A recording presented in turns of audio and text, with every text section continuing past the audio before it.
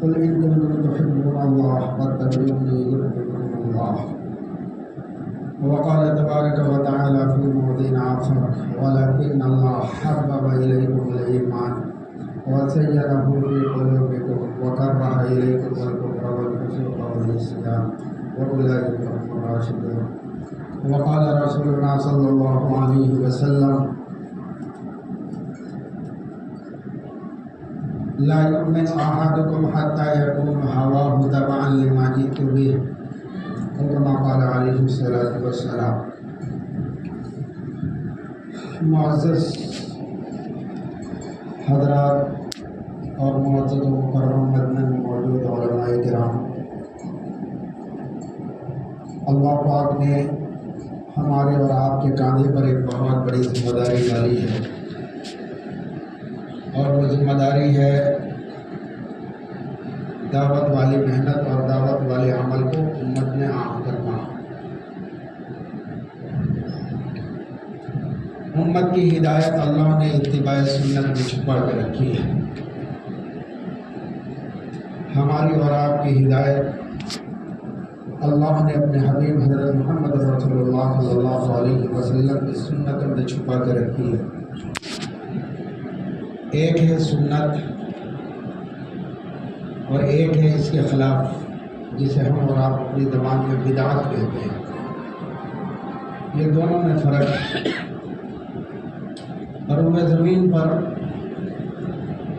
اس آسمان کے تلے کوئی کلمہ گو، کوئی مسلمان ایسا نہیں ہے جو اللہ کے رسول حضرت محمد رسول اللہ صلی اللہ علیہ وسلم سے محبت نہ کرتا ہو، عشق نہ کرتا ہو۔ ابھی سنا جاتا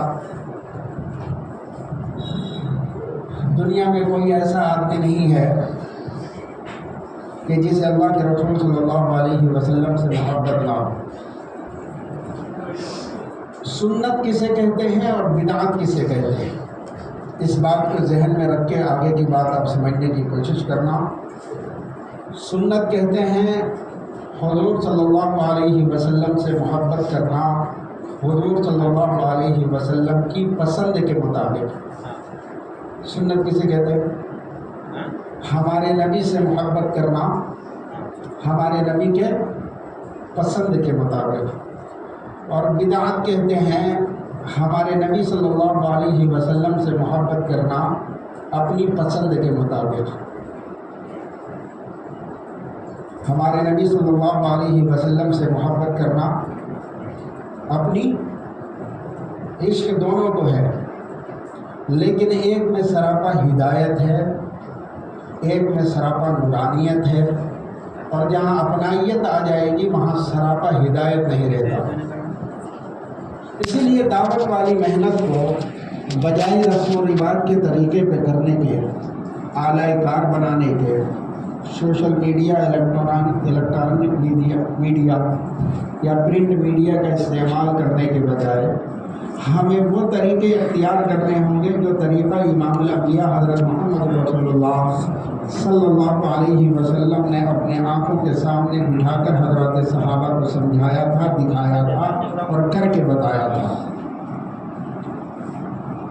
ائمہ میں سے ایک بڑے زبردست امام ہیں، 4 اماموں میں سے، جن کو امام مالک نور اللہ مرقدہ کہا جاتا ہے، مالک بن انس۔ حضرت امام مالک مدینہ المنورہ کے ائمہ میں سے ہیں، بڑے زبردست امام۔ حضرت کا مقولہ یہ ہے کہ اس امت کی کامیابی اور اس امت کی ترقی دنیاوی وسائل اور اسباب پر نہیں ہے۔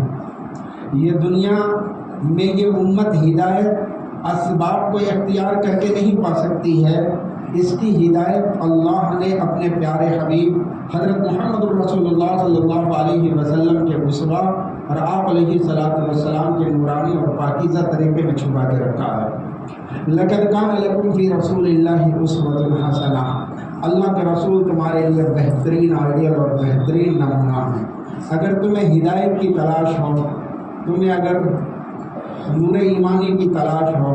تمہیں اس بات کی فکر ہو کہ ارتداد کے دروازے سارے کے سارے بند ہو جائیں اور ہدایت کے دروازے سارے کے سارے کھل جائیں، تمہیں اس بات کی فکر ہو کہ حق کا بولو بالا ہو اور باطل کا منہ کالا ہو، تمہیں اس بات کی فکر ہو کہ ہماری نوجوان نسلوں کی زندگیوں میں دین زندہ ہو جائے، تو یہ ساری فکروں کو زندہ کرنے کے لیے تمہیں وہی طریقے اختیار کرنے ہوں گے جو طریقہ محمد عربی صلی اللہ علیہ وسلم مسجد نبوی میں بیٹھ کر حضرات صحابہ کو دیے ہیں، اور یہ ایک دم کھلی بات ہے۔ اس کے علاوہ اگر کوئی اور طریقہ اختیار کریں گے تو اس طریقے میں نمائش تو نظر آئے گا،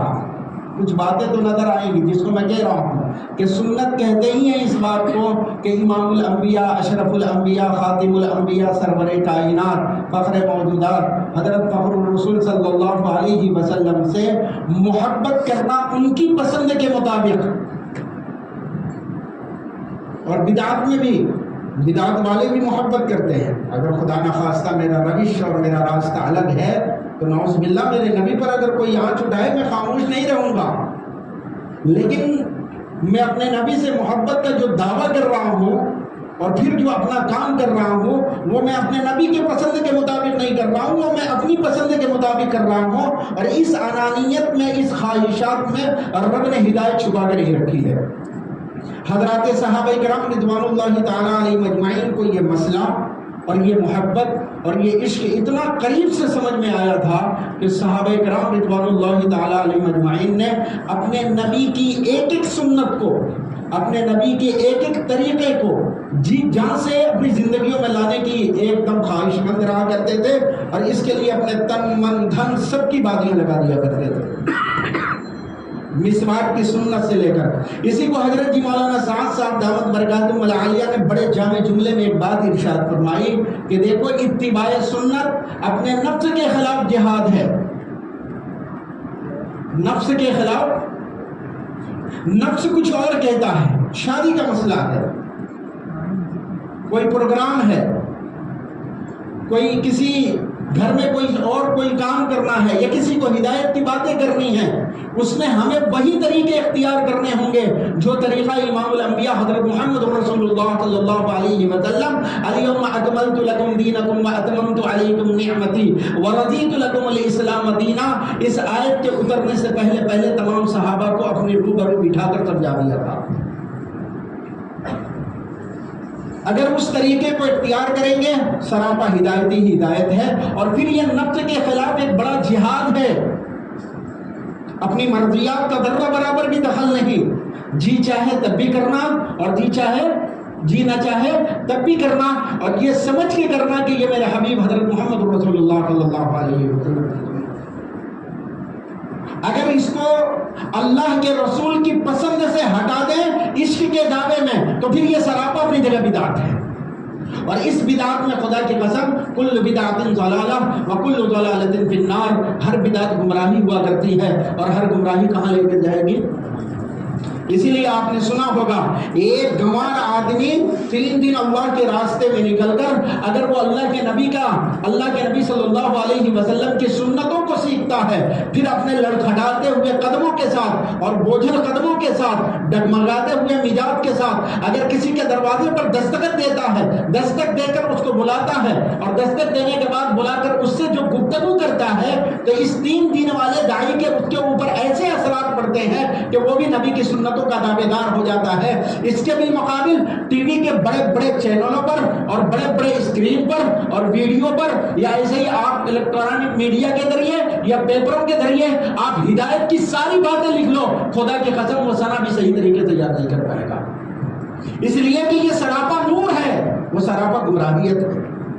ہمیں سمجھنا ہوگا، یہ دعوت کے مزاج کو سمجھنے کی ضرورت ہے۔ صحابہ کرام رضوان اللہ تعالیٰ علیہ مجمعین نے اس سنت والے عمل کو اپنی زندگی کا عین ایسا مقصد بنایا تھا کہ پھر صحابہ وہ بنے کہ سیدنا عبداللہ ابن مسعود نے کہا تھا اولئک افضل هذه الامہ، اس امت کی سرزمین پر، اس امت کی سب سے بہترین جماعت اس سرزمین پر اگر ہے تو یہ حضرات صحابہ کی جماعت ہے۔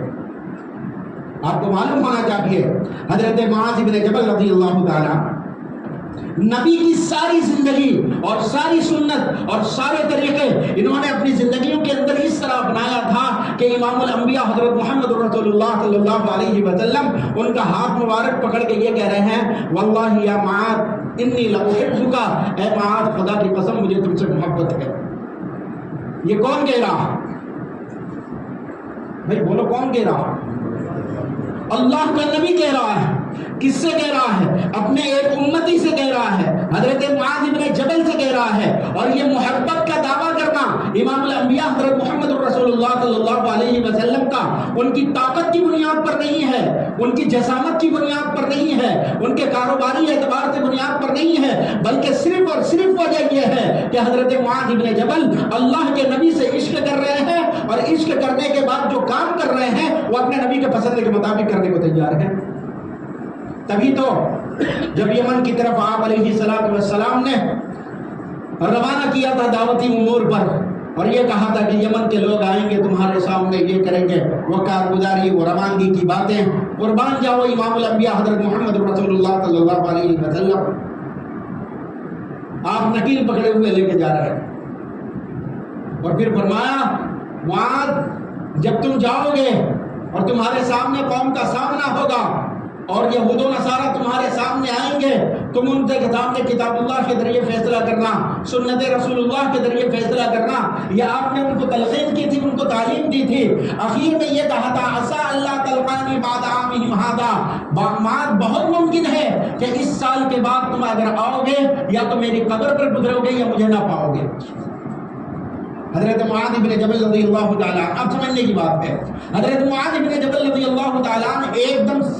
ہچکیاں لے کر رونے لگے، اور وہ یہ سمجھ رہے تھے کہ مجھے اگر یمن کی طرف جانا بھی ہے تو کچھ سالوں میں واپس آ جاؤں گا، اور پھر میں اپنے حبیب حضرت محمد رسول اللہ صلی اللہ علیہ وسلم کے چہرے انور کو دیکھوں گا۔ لیکن جب یہ کلمات سنے تو حضرت معاذ بن جبل کو یہ سمجھ میں آ گیا کہ یہ سال کی جو جدائی ہے یہ انتہائی خطرناک ہے، اس لیے کہ اگر میں واپس آؤں گا میں محمد عربی کو اپنے مقام پر نہ پاؤں گا۔ لیکن سچ بتانا کیا معاذ بن جبل نے اس دعوتی امور کو کینسل کر دیا اور یہ کہا یا رسول اللہ جب تک آپ یہاں ہیں میں آپ کو چھوڑ کر نہیں جا سکتا؟ نہیں، فرمایا کہ میرے عشق کا یہ سب سے بڑا تقاضا یہ ہے کہ میرا کام میرے پسند کے مطابق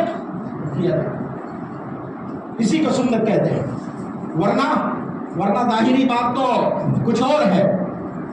اگر عشق کا دعویٰ عجیب چیز ہے، لوگ ایسے عشق کے گھنورے پیٹتے ہیں کہ جس کی کوئی مطلب وہ نہیں ہے، گفتگو اس پر نہیں کرنا چاہتا ہوں، لیکن بات سمجھانا چاہتا ہوں۔ اللہ نے اس ختم نبوت کے صدقے میں ہمیں اور آپ کو وہ عمل دیا ہے کہ جو عمل امام الانبیاء کو اتنا پسند ہے کہ خود ایک مرتبہ حضرت مولانا شاہ سلیم اللہ صاحب نور اللہ مرقدہ نے فرمایا تھا، بڑا خوبصورت جملہ فرمایا تھا، الا خبردار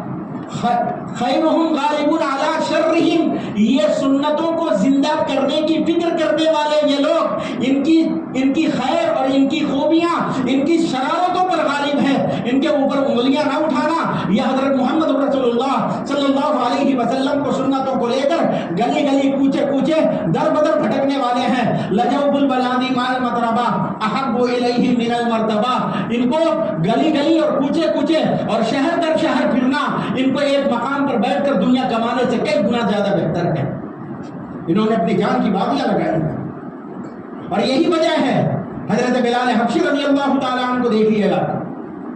ایک مرتبہ اللہ کے رسول صلی اللہ علیہ وسلم فجر کی نماز پڑھا رہے ہیں، فجر کی نماز کے بعد آپ علیہ السلام نے حضرت بلال حبشی کو مخاطب کیا، کہا بلال کیا بات ہے؟ انی اسمع دفن علیک فی الجنہ، کہ میں تیری جوتیوں کی کھڑکھڑاہٹ اور تیری جوتیوں کی آواز میں اپنے آگے جنت میں سن رہا ہوں، اس عمل کی وجہ کیا ہے؟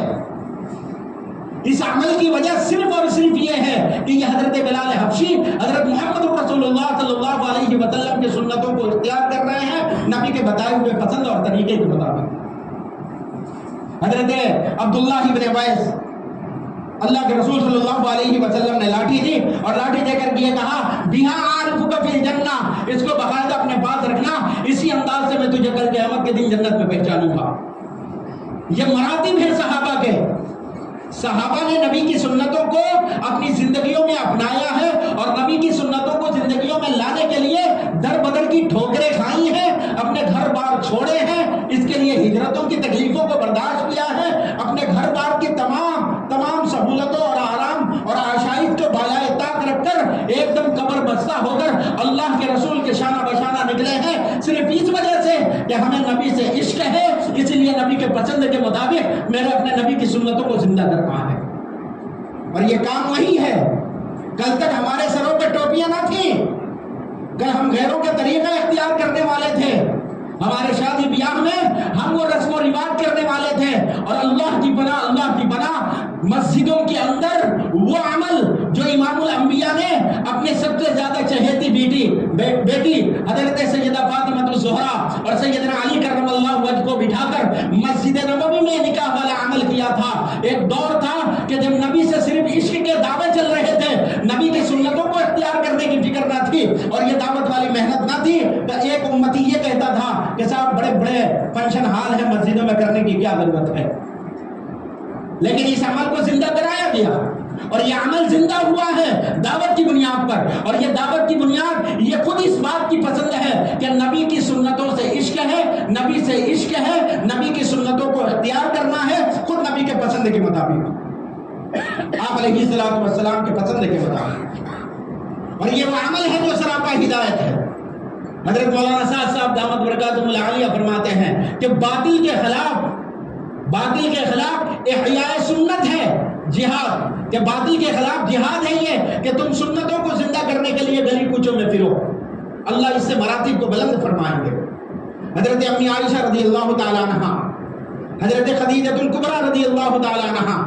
انہوں نے نبی کے منشے کو اور نبی کی سنت کو اور نبی کے اس حسن عمل کو کہ نبی اس روئے زمین پر آنے کے بعد اگر کفار مکہ یہ کہہ رہے ہیں کہ تم اس دعوت والے عمل سے رک جاؤ، اس مبارک محنت سے اپنے آپ کو سبکدوش کر لو، ہم تمہارے لیے عرب کی ساری حسیناؤں کو پیش کر دیں گے، مملکت پیش کر دیں گے، حکومت و سلطنت عطا کر دیں گے، یہ سارے خزانے تمہارے قدموں میں لا کر ڈال دیں گے۔ امام الانبیاء ایک ہی جملہ کہتا ہے، لو وضعوا الشمس علی یمینی والقمر علی یساری، اگر یہ سورج لا کر میرے دائیں ہاتھ میں بھی رکھ دیں اور چاند لا کر میرے بائیں ہاتھ میں بھی رکھ دیں، پھر بھی میں اس عمل سے رکنے والا نہیں ہوں۔ اتنا مقدس عمل، اور اس عمل میں ساتھ دینے کے لیے، ان فکروں کو اوڑھنے کے لیے اگر حضرت امی خدیجہ الکبریٰ رضی اللہ تعالیٰ عنہا آگے بڑھتی ہیں تو ایک مرتبہ حضرت جبریل آئے دروازے پر اور کہا، یقرأ من اللہ السلام، اے اللہ کے رسول آپ حضرت خدیجہ سے یہ کہو کہ اللہ ان کو سلام کر رہا ہے۔ کیا کر رہا؟ بات سمجھنے کی ہے، یہ نبی کے پسند کے مطابق نبی کی سنتوں کو زندہ کرنے کی فکر کرنا، اللہ کی طرف سے یہ اتنا بڑا انعام اور یہ اتنا بڑا اکرام کہ حضرت امی خدیجہ الکبریٰ کو رب کائنات عرش پر بیٹھ کر سلام سنا رہا۔ ایک مقام وہ بھی آیا ہے حضرت سیدنا ابوبکر صدیق رضی اللہ تعالیٰ عنہ کی ذات ہستی کے بارے میں، فَأَمَّا مَنْ أَعْطَىٰ وَاتَّقَىٰ، جو اپنا مال دیتا ہے اور تقوی اختیار کرتا ہے، وَصَدَّقَ بِالْحُسْنَىٰ، اور اچھی باتوں کی تصدیق کرتا ہے، فَسَنُيَسِّرُهُ لِلْيُسْرَىٰ، ہم اس کے لیے آسانی کی اور جنت کی منزلیں آسان فرما دیں گے۔ غزوہ تبوک کے موقع پر آپ نے بارہا سنا ہے یہ، اور بار بار ساتھی اس کو بیان کرتے ہیں، حضرت نبی پاک علیہ السلام سے جتنا عشق سیدنا ابو بکر کو ہے، اور نبی کی سنتوں کو زندہ کرنے میں حضرت ابو بکر جتنا آگے ہیں، امت میں صحابہ میں کسی کو درجہ حاصل نہیں ہے۔ حضرت ابو دردہ رضی اللہ تعالیٰ عنہ فرماتے ہیں کہ رآنی رسول اللہ صلی اللہ علیہ وسلم وانا امشی بین یدی ابی بکر، کہ اللہ کے رسول نے مجھے دیکھا کہ میں ابو بکر کے سامنے چل رہا تھا۔ اللہ کے رسول صلی اللہ علیہ وسلم نے فرمایا، یا من ہے وہ شخص، ادھر آ، کیا تو اس شخص کے آگے چل رہا ہے کہ وہ خیر من کا، جو تیرے سے زیادہ بہتر ہے، بلکہ آگے یہ کہا کہ جس پر سورج طلوع ہوتا ہے اور جس پر سورج غروب ہوتا ہے، ان تمام لوگوں میں اگر سب سے زیادہ کوئی افضل ہستی ہے تو وہ سیدنا ابو بکر صدیق رضی اللہ تعالیٰ عنہ کی ذات ہستی ہے۔ اور پھر فرمایا کہ تم ان کے سامنے آگے چلنے کی گواہ کون؟ ابو دردہ ہیں۔ اللہ کے رسول ان کے مراتب کو بیان کر رہے ہیں، اور حضرت ابو دردہ کی فضیلت کو اس سے بھی اجاگر کیا جا سکتا ہے کہ حضرت ابو بکر بیٹھے ہوئے ہیں، اپنا تن من دھن سب کچھ لگا کر اللہ کے راستے کے تقاضے کو پورا کرنے کے لیے عجیب حالت بنی ہوئی ہے کہ حضرت جبریل آئے اور آ کر اللہ کا پیغام سنایا، ابلغ لصاحبک یا رسول اللہ، آپ اپنے ساتھی حضرت ابو بکر کو پیغام سنائیے، هل هو راض عنی، کیا وہ مجھ سے خوش ہے؟ وانا راض عنہ، میں تو اس سے خوش ہوں۔ اللہ کہہ رہا ہے کہ میں ابو بکر سے راضی ہوں، محمد عربی ذرا پوچھو وہ میرے سے راضی ہے یا نہیں ہے؟ یہ جو مراتب ہیں، یہ جو مرتبے ہیں، یہ جو فضیلتیں ہیں، یہ فضیلتیں یوں ہی نہیں بیٹھتی، دعوے سے نہیں آتا یہ۔ اس کے لیے نبی کی سنتوں کو زندہ کرنے کے لیے اور نبی کی سنتوں کو عام کرنے کے لیے اپنے تن من دھن کی بازیاں لگانی پڑے گی۔ آپ کو معلوم ہونا چاہیے جان ہر انسان کو سب سے زیادہ پیاری ہوتی ہے۔ وغار طور کا مرحلہ کیسا تھا؟ سارے زہریلے جتنے سوراخیں تھے تمام کو ڈھکنے کے بعد امام الانبیاء کے بعد سب سے زیادہ افضل حضرت سیدنا ابو بکر صدیق رضی اللہ تعالیٰ اپنا انگوٹھے مبارک اس سوراخ میں جو ڈالتے ہیں اور وہ کالا زہر جو چڑھا ہے کالے سانپ کا، پھر عجیب کیفیت بنی ہے۔ امام الانبیاء نے فرمایا میرے دوست کیا ہوا، کیوں رو رہے ہو؟ کہا یا رسول اللہ کسی کالے نے ڈس لیا ہے، کسی کالے نے، اور آج بھی فطرت ہے اس کالے کی ڈسنے کی، لیکن حضرت ابو بکر صدیق رضی اللہ تعالیٰ عنہ کی شان میں ذرہ برابر بھی فرق پڑنے والا نہیں ہے، اس لیے کہ قرآن نے یہ گواہی دی ہے وَإِذْ هُمَا فِي الْغَارِ لَا تَحْزَنْ إِنَّ اللَّهَ مَعَنَا۔ حضرت ابو بکر نبی کی سنتوں کو زندہ کرنے کے لیے اور نبی کے غم کو اپنے غم میں اتارنے کے لیے اور ان کی فکروں کو اپنے فکروں میں ملانے کے لیے نبی کے شانہ بشانہ ہیں اور چل رہے ہیں، کہہ رہے ہیں کہ اللہ نے وہ مرتبہ عطا فرمایا کہ دونوں کے اوپر اپنی خاص آیت میں جگہ دی اور یہ کہا کہ یہ دونوں کے دونوں اللہ کے مخصوص بندے تھے، مخصوص بندے تھے۔ اسی لیے ہمیں ایک چیز کی ضرورت ہے کہ ہمیں سنتوں کو سیکھنا ہے، تبھی ہم سمجھیں گے کہ یہ سنت ہے، اور پھر اس کے بعد اگر نبی سے عشق کا دعویٰ کریں گے تو ہمیں اپنے نبی کے عشق کے دعوے میں سچے ہوں گے، اور پھر وہ طریقہ جو اختیار کریں گے اس طریقے میں سراپا ہدایت ہوگی۔ وہ سنتیں سیکھیں گے کیسے؟ ان سنتوں کو سیکھنا ہے، ان سنتوں کو سمجھنا ہے، جن سنتوں کو اختیار کرنے پر رب کو ایک دم پروانہ ملا کرتا ہے۔ باطل پورے زمانے میں جب بھی مرعوب ہوا صرف دو چیزوں کی وجہ سے ہوا ہے، ایک تو دعوت کی وجہ سے اور دوسرا اتباع سنت کی وجہ سے، اس کے علاوہ تیسرا کوئی لائن نہیں ہے۔ اگر ہم دعوت چھوڑ دیں گے باطل سر پر چڑھ بیٹھے گا، اگر ہم نبی کی سنتیں چھوڑ بیٹھیں گے ہم ہزار جتن کر لیں، خدا کی قسم باطل کو اس سے کوئی شکوہ شکایتیں نہیں ہیں، بلکہ یہ سلسلہ آج کا نہیں ہے، یہ سلسلہ شروع زمانے سے ہے۔ حضرت ابو بکر کو عبادت سے منع نہیں کیا جا رہا تھا، امام الانبیاء کو عبادت سے منع نہیں کیا جا رہا تھا، حضرت ابو بکر کو تلاوت قرآن سے نہیں منع کیا جا رہا تھا، حضرت سیدنا عمر کو یا سیدنا عثمان بن عفان کو تلاوت سے منع نہیں کیا جا رہا تھا، عبادتوں سے کوئی شکایت نہیں تھی۔ اگر شکایت تھی تو صرف اس سے کہ آپ اس کی دعوت، اسی لیے ہم دعوت کا مزاج بنائیں، دعوت کا مزاج بنائیں۔ حضرت مولانا یوسف صاحب نور اللہ مرقدہ، بات ختم کرتا میں، حضرت مولانا یوسف صاحب نور اللہ مرقدہ اپنے زمانے میں ایک جماعت بھیجے اور وہ جماعت پہلی مرتبہ جاپان گئی۔ جاپان میں جانے کے بعد اس وقت تقریباً کئی ہزار کا خرچہ، جب وہ جماعت واپس آئی تو صرف ایک آدمی کو مسلمان لے کر آئے، ایک آدمی مسلمان ہوا، اور ساتھیوں نے اعتراض، چیمی گوئیاں، باتیں شروع ہو گئی کہ حضرت نے لاکھوں روپے خرچ کرا کے صرف ایک آدمی کو لے کر آئے ہیں، اس سے کیا فائدہ ہوا؟ تو حضرت نے ببانگ دوحل کھڑے ہو کر ایک تاریخی جملہ کہا کہ اگر میری جان اور میرا مال، میری سمپتی اور میری جائیداد، میرا گھر بار اور میرے کروڑ کروڑ، اگر یہ ساری دولتیں چھن جائیں اور قربان ہو جائے اور میرے نبی کی ایک سنت زندہ ہو جائے، یہ میرے نبی کی ایک سنت کا زندہ ہونا یہ تمام دولتوں کے لوٹنے سے بہت زیادہ بہتر ہے۔ ہم سمجھنا ہوگا، ہم نے دولت کی وقار تو سمجھی ہے، ہم نے نبی کی سنت کے وقار کو نہیں سمجھا ہے، اسی لیے دنیا پر دنیا کو لگانا تو آسان ہوا ہے، لیکن نبی کی سنتوں پر مال کو خرچ کرنا کہ اس کے ذریعے میرے نبی کی سنتیں زندہ ہوگی، ایک دم یہ مشکل نظر آ رہا۔ صحابہ نبی کی سنتیں تو زندہ کرنے کے لیے جا رہے تھے، اور صحابہ اسی کے لیے تو قربانیاں دے رہے تھے، اسی کے لیے تو قربانیاں دے رہے تھے۔ حضرت بات ختم کرتا میں، حضرت عبداللہ ابن عبد الاسد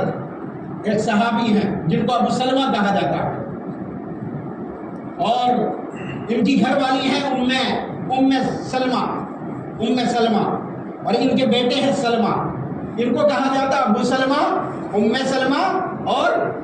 سلمہ۔ حضرت ابو سلمہ کا جو اصل نام ہے وہ حضرت عبداللہ ابن عبد الاسد قبیلہ مخزوم کے ہیں، اور قبیلہ مخزومی گھرانے سے ہیں یہ۔ ان کی گھر والی جو ہیں وہ قبیلہ مغیرہ سے ہیں، جن کا نام ہے ہند بنت اموی، اور ان کا جو لقب ہے وہ ام سلمہ ہے۔ روایات میں آتا ہے کہ ان لوگوں نے نبی کی سنتوں کو زندہ کرنے کے لیے اور نبی کے دین کو اپنی زندگیوں میں اتارنے کے لیے اور اس نبی کے دین کو دنیا میں عام کرنے کے لیے پہلی مرتبہ انہوں نے حبشہ کی ہجرت کی. حضرت ابو سلمہ بھی ہیں، حضرت ام سلمہ بھی ہیں.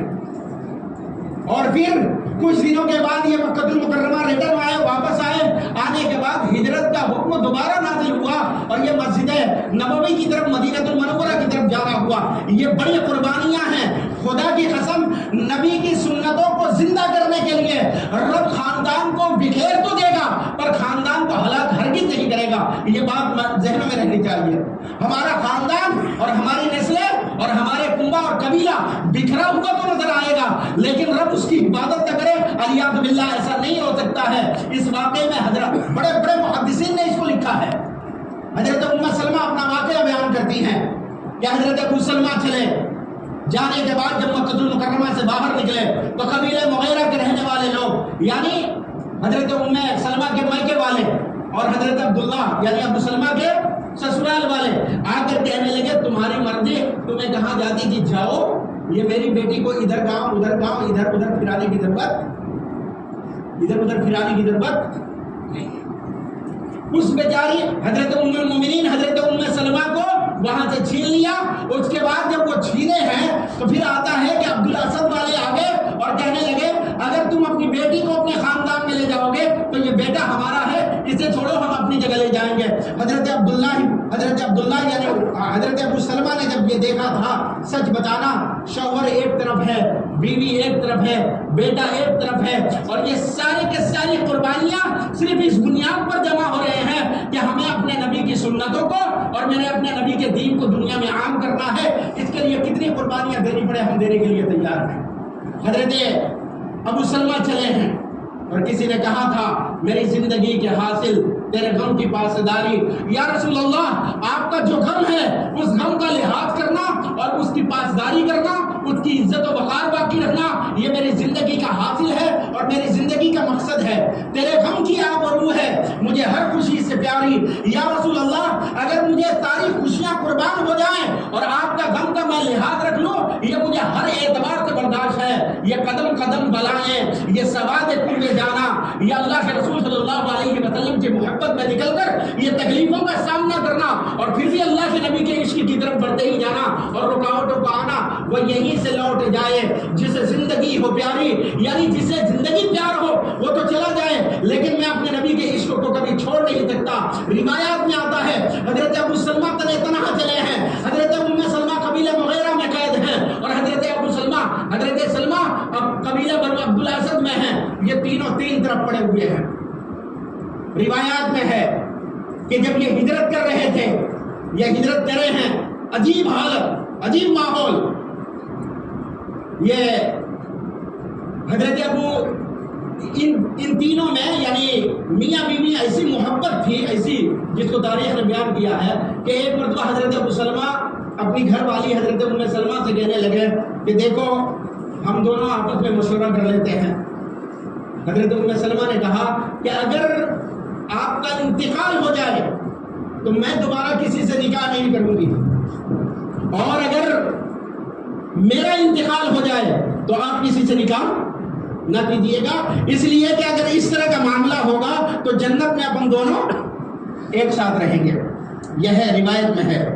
روایت میں یہ ہے کہ بھائی پہلے کے ساتھ ہوگا یا دوسرے کے ساتھ ہوگا، تفصیل ہے، لیکن یہ دونوں آپس میں دعا کر رہے ہیں. حضرت ام سلمہ اپنے خاوند کو سمجھا رہی ہیں. حضرت ابو سلمہ نے کہا کہ میں تمہیں ایک مشورہ دیتا ہوں، تم میرے مشورے کو مانو. کہا کہ اس لیے تو میں آپ کی رائے لے رہی ہوں، بتائیے. تو کہنے لگے کہ میری رائے یہ ہے کہ اگر میرے جیتے جی موجودگی میں انتقال کر جاؤں اور تم زندہ رہو تو میری رائے یہ ہے کہ تم نکاح کر لینا، اور میں اللہ سے دعا یہ کرتا ہوں کہ اللہ میرے سے زیادہ بہتر تمہیں شوہر عطا فرمائے. یہ دعا کیا. کیسی محبت ہوگی اور کتنا الفت اور پیار ہوگا. لیکن ایک دین کا تقاضا، سنتوں کو زندہ کرنا ہے.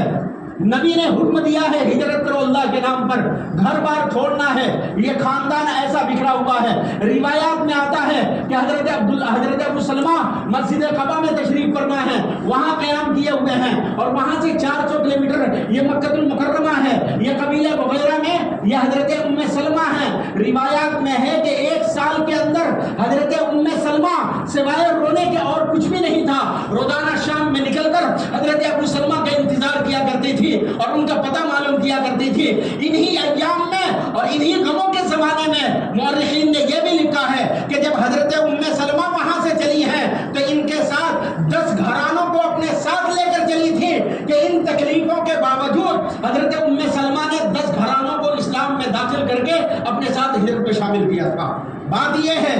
کہ شوہر جدا ہے, بیٹا بھی جدا ہے, سب کچھ بکھرے پڑے ہیں, لیکن ایسی پریشانی کے عالم میں بھی ایک خاتون حضرت ام المومنین حضرت ام سلمہ کیا تھک کر کونے پر بیٹھ گئی تھی؟ نہیں, بیٹھی نہیں تھی. وہ سمجھ رہی تھی کہ میرے نبی کے عشق کا سب سے بڑا ثبوت یہ ہے کہ میں اپنے نبی کی سنتوں کو اپنے محلے میں زندہ کروں اور اس کی فکر کروں. اور پھر پہنچی ہیں, پھر غزوہ احد ہوا, حضرت عبداللہ یعنی حضرت ابو سلمہ شہید ہوئے. اللہ کے رسول صلی اللہ علیہ وسلم ذمہ داری کے لیے آئے. آنے کے بعد پھر اللہ کے رسول صلی اللہ علیہ وسلم نے ان کو نکاح کا پیغام دیا. کافی عمر کی ہو چکی تھی, انہوں نے خوشی سے قبول کیا ہے آپ کے نکاح میں آنا. یہ خاوند کی دعا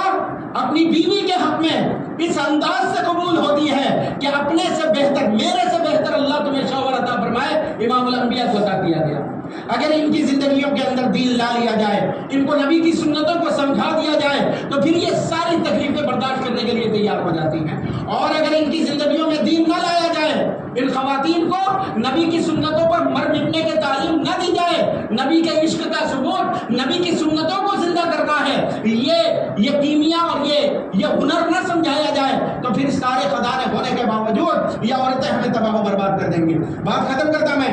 بلعام ابن باورہ آپ نے سنا ہوگا, بڑا مستجاب الدعوات تھا وہ,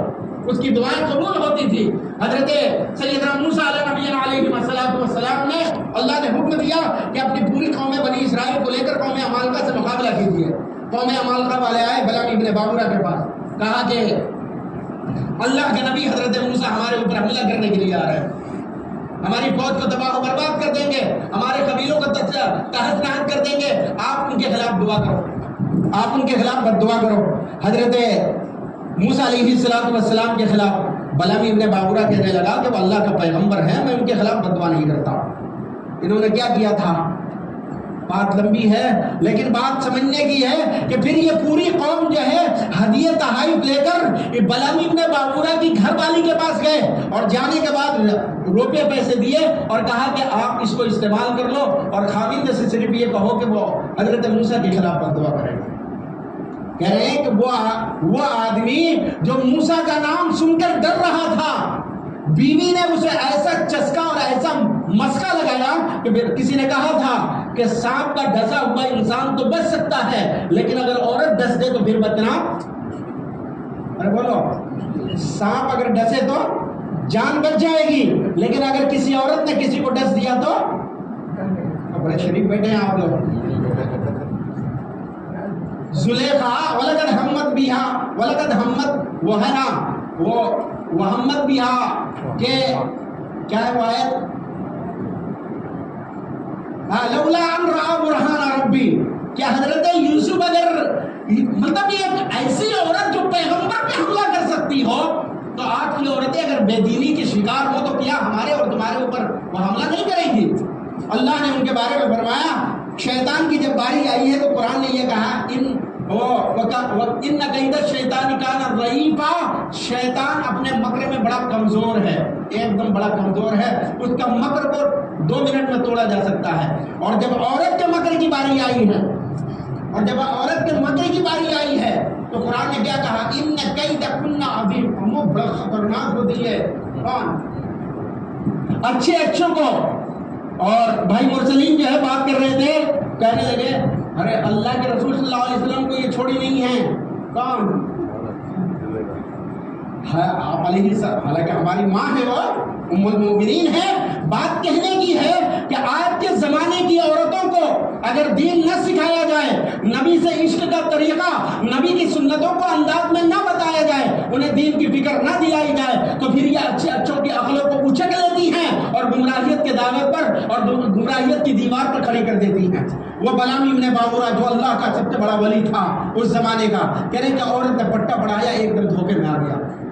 اور پھر حضرت موسیٰ علیہ السلام کے خلاف بدعا کرنے کے لیے آسماں وہ پہاڑ کی چوٹیوں پہ جب چڑھا ہے تو روایات میں آتا ہے، قرآن کریم نے نقل کیا وَاتْلُ عَلَيْهِمْ نَبَأَ الَّذِي آتَيْنَاهُ آيَاتِنَا فَانْسَلَخَ مِنْهَا۔ یا اللہ کے نبی آپ ان کے سامنے اس شخص کا حال پڑھ کر سنائیے کہ جس کو میں نے خاص ایک آیت عطا کی تھی، یعنی اس میں آدم عطا کیا تھا، فَانْسَلَخَ مِنْهَا، وہ اس سے نکل گیا، وَلَوْ شِئْنَا لَرَفَعْنَاهُ بِهَا، اگر ہم چاہتے تو اس سے اٹھا لیتے، اس کو مناطق سے بچا لیتے، وَلَكِنَّهُ أَخْلَدَ إِلَى الْأَرْضِ وَاتَّبَعَ هَوَاهُ، لیکن وہ دنیا کی طرف مائل ہوا، یعنی اپنے بیوی کے باتوں کی طرف مائل ہوا اور اسی کی طرف گیا اور خواہشات نفسانی کی طرف پیروی کی۔ تو پھر فرمایا فَمَثَلُهُ كَمَثَلِ الْكَلْبِ، اس کی مثال ایسی ہے جیسے کتا کہ جب مارو ان تحمل علیہ یلحق او تترکہ یلحق، کہ اگر حملہ کیا جائے تب بھی ہانپتا ہے اور اگر چھوڑا جائے تب بھی ہانپتا ہے۔ غرضے کے کہنے کا مطلب یہ ہے کہ ہمارے خواتین میں، ہماری بیٹیوں کے اندر، ہماری ماؤں کے اندر، ہماری دادی اور نانی کی زندگیوں کے اندر دین کا لانا بے حد ضروری ہے۔ عرب کا ایک بڑا خوبصورت مقولہ ہے الامہ تصنع الامہ، کہ مائیں جو ہوتی ہیں یہ نسلوں کو جنم دیا کرتی ہیں، ماں جس انداز پر ہوگی نسلیں اسی انداز پر ہوں گی۔ ماؤں کی زندگیوں میں دین ہوگا، خاندانوں کی زندگیوں میں دین ہوگا۔ اگر ماؤں کی زندگیوں میں دین نہیں ہے تو پھر خاندان کے تباہ ہونے میں دیری نہیں لگتی ہے۔ اللہ ہمیں اور آپ کو بھی اس بات کی سمجھ کی توفیق عطا فرمائے۔